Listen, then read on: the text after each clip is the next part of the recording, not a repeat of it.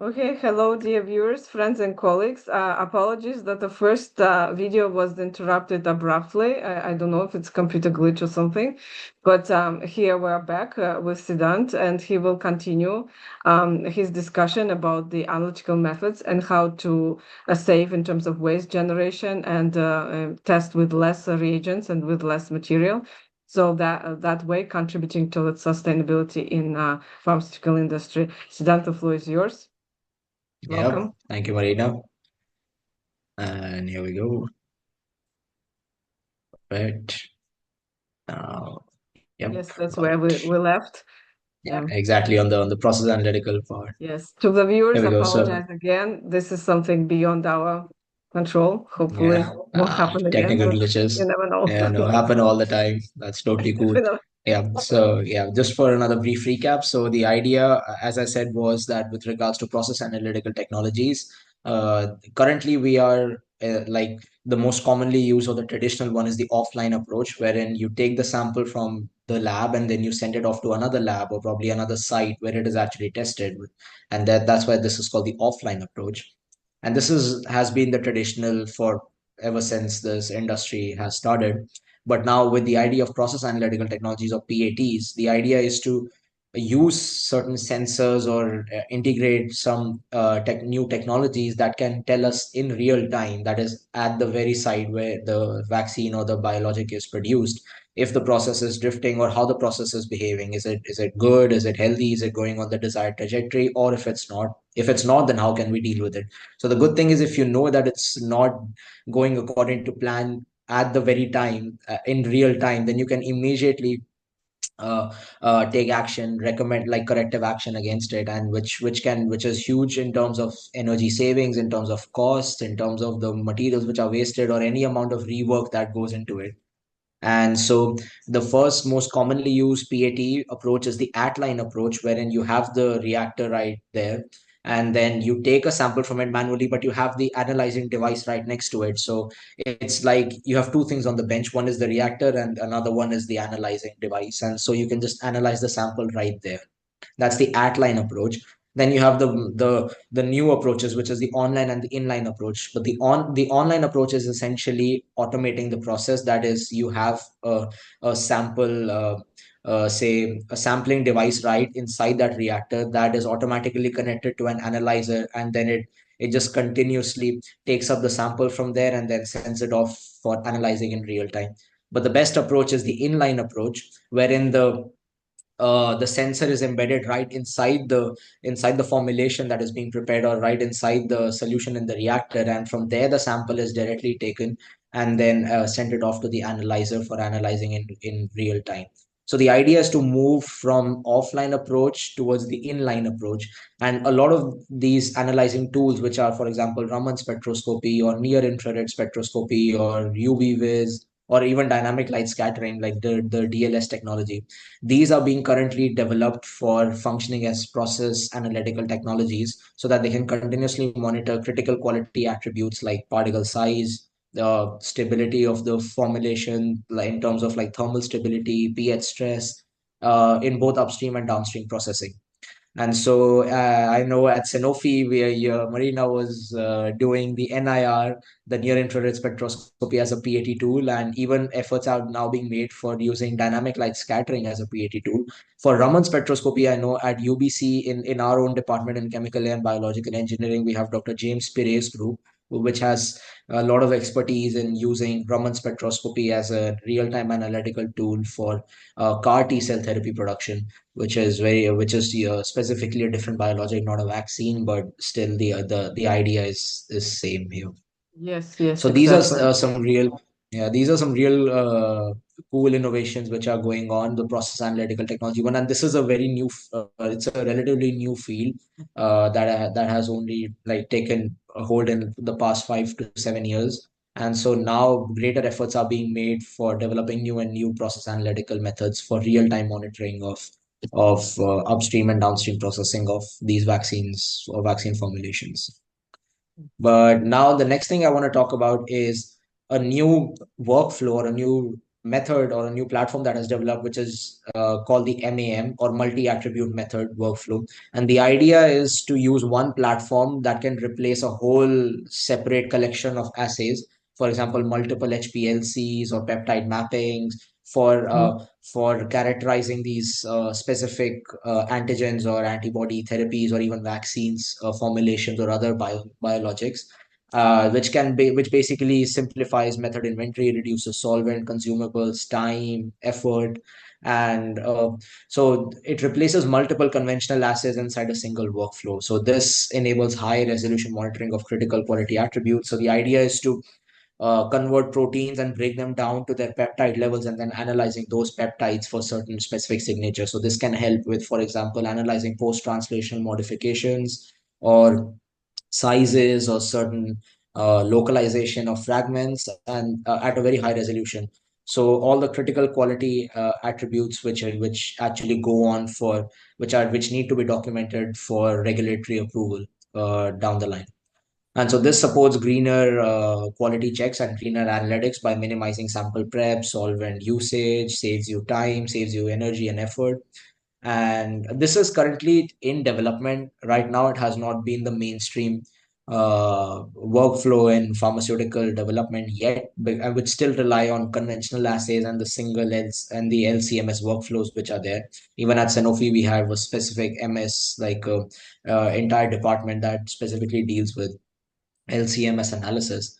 And so the idea now is to use these next gen workflows to replace all these multiple assays inside a single workflow. And this can help us, of course, boost the under process understanding and, of course, the real time decision making. And this brings me to the final point in terms of the new developments, which is using computational modeling and AI and machine learning. So beyond the hype which is going on with AI and machine learning in basically every sector here, the idea is that complex vaccines are very are their long-term stability is a very important thing, because from the site of production, when they are delivered even to like different countries, they undergo different cycles of changes in temperature, and sometimes it can be very cold, sometimes it can be quite hot. And the idea is to understand how those temperatures or how other factors as well affect their stability, because vaccine long term stability, if it is not properly studied or characterized, can be very harmful for patients. Vaccine like unstable vaccines can elicit all sorts of immune reactions in bodies, and so and which kind of defeats the idea of having a therapeutic to begin with, right? You want the safest possible vaccine, because as I had mentioned in the beginning of my talk as well, the tug of war between safety and efficacy, safety always wins, because safety has to take precedence over efficacy any day. And so the idea here is to use, instead of using these long resource intensive studies, which are very costly and require a lot of labor power, you use AI and machine learning. So you use you develop these computational stability models that can help you determine degradation before it occurs. So, for example, in this infographic right here, it shows like it's a stability study of vaccine at different temperatures, like 5 degrees, 25, 37, 45 degrees Celsius, and at different time month scales, so from 0 to about 35 months. And here, for example, on the y-axis, you have a critical quality attribute, which can be anything in terms of stability, like the particle size or or any other attribute, and how it is a function of temperature and the time over here.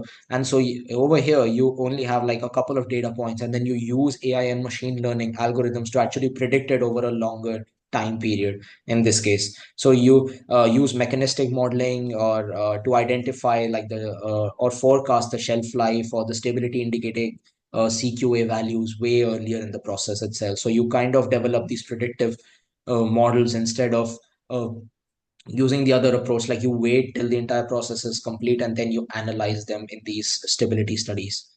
And so, in silico designs and then risk-based approaches can help prioritize which formulations to actually test and further develop them, which reduces experimental burden essentially, and which kind of increases efficiency very well. And this is exactly what we want for more efficient workflows, which is inherently sustainable, because these resource-intensive experiments sometimes are just too costly or too long to actually proceed to actual fruition. And so the idea is to use AI and machine learning to finally prioritize and make it more like make the process of identifying good targets or good hits or better formulations way beforehand in the development process, and to do it more quickly. And this is something that is actively being done in the industry. Like every single pharmaceutical industry now has, but like computational modeling people, or like bioinformaticians, various computer scientists that explicitly work on developing these new machine learning and AI models to better predict vaccine stabilities in the long term. So now coming, these were all the innovations that are happening, but even to get these innovations from the lab to the market or to the actual industries, what are some of the key challenges that are there that need to be overcome before you can find them as the next generation mainstream assays? And I also offer solutions for some of them. So excuse me. So some of the problems are first some are just inherent biological problems, right? Like vaccines are extremely complex and heterogeneous in terms of the particle size distributions or the kind of molecules that are present inside these formulations. And so the solution for that is to adapt like multi-attribute methods, or the single LCMS workflow that I had described above, or at least integrate a lot of different orthogonal analytical techniques into a single unified framework. So how this currently occurs is that if you want to do, for example, particle sizing, then dynamic light scattering still remains the gold standard method. But even that has its own limitations. So trying to use other techniques like tunable resistive pulse sensing that we together worked on at Sanofi, Yes. and so trying to get all of those different analytical techniques to tell one story about a particular formulation is what is essentially referred to as a unified framework here. And so you use a lot of other techniques like combining nano DSF and DSC, and a lot of these other techniques to give a whole picture. So not only just combining DSC or nano DSF, but you actually combine all sorts of different critical quality attributes, like for example, particle sizing, thermal stability, any post-translational modifications that are there. And so you use all sorts of orthogonal techniques into a single framework, or inside a single report that can in one shot tell you everything that you need to know about a particular vaccine formulation. But the idea now is to even adopt next generation workflows like the multi-attribute method for LCMS, because that can also inherently optimize this process further. Instead of again having all those different assays, you have one single assay that can kind of reduce it into a single unified framework.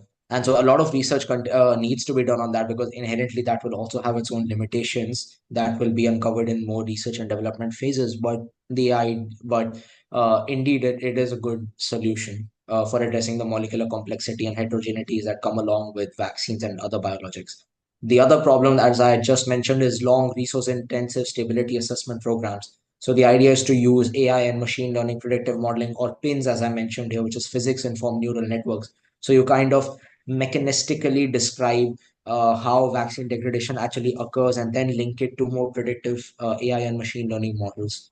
And that is something that is already being done on a massive basis in both academia and even pharmaceutical industry alike. The third problem are cell-based in vivo potency assays. So not talking about in vitro, but in vivo inside actual animal models like a rat model, or like a monkey model.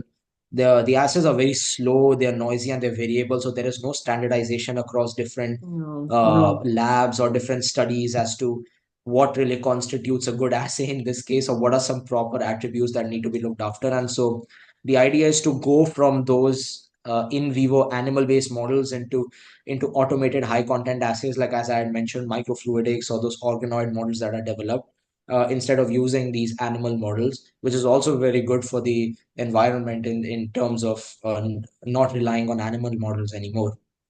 But we are not quite there yet. And it's going to take a long time before we can probably replace real animal models with these microfluidic and high content assays. But it's the future is quite good for that. Like a lot of research is Definitely. now, and funding is now being channelized into funding studies that work on microfluidics as viable replacements for animal models, or even simulation studies, like computational models as well. for trying to replace these in vivo potency assays with more safer and faster and efficient options. The fourth problem is to our relevant reference standard. There seems to be no harmonization between different reference standards in either like the different batches, lots, platforms, or even between two different companies, and so or even the regulatory standards between different countries. Like for example, USA has the United States Pharmacopoeia, where Europe has its own version of standards that it caters to. And so there needs to be a greater harmonization, international cooperation, and harmonization towards bringing stronger and unified international standards all across the globe. And the Yes, like final problem is, ICH, yeah, like ICH, the yeah, harmonization exactly. efforts that happens. Yeah, yes. Exactly. Mm-hmm. And the final one is speed versus depth. This actually Mm-hmm. came after the pandemic. These are post-COVID expectations. The world was not ready for that pandemic. So now we don't really want to be in a similar situation as COVID ever again. And so the idea is to find harmony between speed and depth. And so you use high throughput, automated, PAT friendly assays, and all those assays that I just discussed before are all along this line of improving the speed, but also giving you the proper scientific depth that are there. And so, finally, bringing to the end of my talk, I'm going to discuss some professional development opportunities in the vaccine industry for anybody who wants to switch into this industry or wants to come or is a newcomer to the industry. Just what all opportunities does the vaccine production industry, biomanufacturing, or any other biologics, pharmaceutical development industry offers? So some of the easiest and the principal ones are you develop highly specialized technical skills. So I can speak, for example, for myself that I was in under Marina's guidance as an intern at Sanofi, and I got hands-on experience with a lot of biophysical characterization techniques like dynamic light scattering, nano DSF, differential scanning, calorimetry, laser diffraction, even FTIR, and a lot of these different very relevant techniques which are used directly in the industry. So these are direct industrial insights that I'm providing here. And if you move away not from biophysics, you go to biochemistry, then you get to practice a lot of techniques like Western blotting, STS page. Where if you go to the immunology department, you get to do SPR and ELISA techniques. If you go towards let's say the mass spec unit, then you get to work with LCMS workflows. And so you develop very specialized technical skills that are relevant both for example, if you wish to go to grad school or if you wish to work in the industry as well. So you can develop a very good technical skill set here for the engineers or the engineering side. And even for my background, I'm an engineer who worked in the biophysics unit, but I have had other like pure like life sciences students working as in process engineering and control jobs at Sanofi, who are technicians who are working on the actual the reactor design that goes on there. So even as engineers or anybody who wishes to go in this industry, there's a lot of process engineering and controls that you can learn, which are very, very useful for giving you a lot of experience with how these complex vaccines or biologics are actually produced. So you get a lot of experience and actual hands-on practice with, and of course, practice with like good manufacturing practices, GMPs, and controls that go behind the scenes for developing these things. You can work in the quality assurance or quality control departments as well, which is a very, very big responsibility in my honest opinion, because these departments actually determine the final go no go decisions as to whether a batch of vaccines will be rolled out, if it's safe enough for that. So if somebody is interested in that sector, then they can definitely work as a quality assurance manager or quality control lead in the vaccine industry. You learn a lot about commissioning, qualification, validation, processes that go on behind approving all these vaccines. For the business students, you can work with massive large scale supply chain and cold chain logistics. So whoever is interested in like operations management or into logistics or even finance, then they can definitely enter this industry. There's a lot to help out with and a lot to gain experience about. And of course, you can, if you're, for example, a lawyer or somebody's into say for example patents or patent management, then you can get into proper regulatory affairs.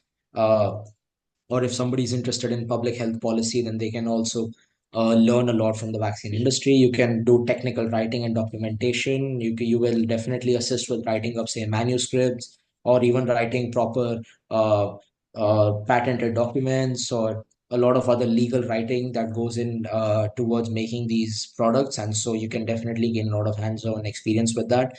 And last but not the least are the soft skills, like the teamwork, collaboration, that you learn, because vaccine production is it's a multidisciplinary endeavor. There's a lot of teams that work together towards developing these products. It's not just scientists and engineers. You work with lawyers, with business people, with quality assurance, quality control people, and so there's a lot of multidisciplinary collaboration and teamwork that goes there. So it's an excellent way of practicing your soft skills as well and further develop them. And so some of my own personal reflections here. And so this is during my time from Sanofi as well. That is our biophysics and PAT team right there. And so some of my personal learnings are that I acquired rigorous hands-on experience with biophysical characterization methods.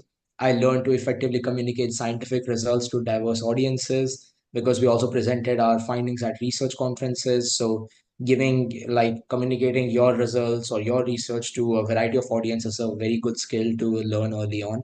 And I also got experience with assay troubleshooting, complex data interpretation. So from my own degree in chemical engineering, these are very, very valuable skills to have, like hardcore technical skills Mhm, that you should mhm. be learning. So these are some of my overall learnings that I did, and I've been forever grateful to Marina for giving me the wonderful time at Sanofi. And yeah, that's pretty much all that I had to share for today, that I had Thank you so much, prepared. Siddhant. Excellent presentation. Thank you so much. And I think here we have shared a lot about technologies, analytical technologies. I think you mentioned about mass spec that can combine in this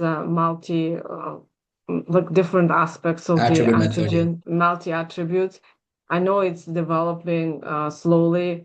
Um, I think I also had exposure to that working with Andrew James at the time and his team, and so that was great, and I think it's now growing more in many labs. So I hope it one day will find its way in industry and definitely save time, samples, and solutions, and so it Yes, contribute that way absolutely. to sustainability. Yes. I know we have very few minutes maybe left, not to have abrupt closure. I think for now we're safe. So anything you would like to add to your talk? Any thoughts, perhaps? I mean, yeah, that I just want to thank you for inviting me, for giving this presentation today. I had a wonderful time here, catching up with you again, and then of course sharing my insights about the vaccine industry. And definitely would recommend anybody who's into biotechnology or biomedical engineering and even chemical engineering majors, and a lot of other life sciences majors as well, who wish to go in the vaccine industry, then you definitely should look into opportunities there. And Canada, for example, right now is a growing hub. Vancouver, you have a lot of good companies there. Amgen is there. You have Abcelera, many other companies that have spin off from labs at UBC. In the eastern Canadian region, you have the big player Sanofi right there, where I also worked at, and definitely was probably one of my best times, my favorite internship that I did. And of course, I learned a lot, and I have a lot to thank you for that, Marina, and for giving me that wonderful opportunity as well. And then, yes, this is definitely a growing industry with lots of opportunities. And yeah, I highly recommend anybody who wishes to go here to please do. And yeah, thank you. Thank you My very just much, my small Siddhant. I closing think you remarks. touched so many good points. On the microfluidics, I have to mention on the mass spec development, on the opportunities for people and the fact that industry is multi-discipline. Some of you, I mean, to the viewers, some of you probably seen Dr. Samia Onugi's presentation about working interdisciplinary team from linguistic and geographer and historian and social sciences standpoint. Here you work in industry, and here as well you have drastically different backgrounds, like Siddhant mentions, lawyers and engineers and scientists, and also more focusing on quality. those who watched, maybe you can look at the Eli's Arslan's presentation where he talks about quality systems. So it all comes together. And I think with Siddhant's presentation, probably already we can make a stream where the stream would be dedicated to pharmaceuticals and about all different aspects that also Dr. Rand El Sharif was talking on the digital analysis of the data science aspect of that. So it all comes into the stream, a good representation of pharmaceuticals, but also of the processes and how from different points of view make it more sustainable. Thank you so much, Siddhant. I really appreciate you joining. Viewers, hopefully you enjoyed the presentation and have something from it for yourself. And we'll see you next Yeah. time. Thanks. And Yes, absolutely. Yeah. Thank you so much for having me. Yeah. Have a great day. bye. Thank you. Bye for now. Bye. Bye.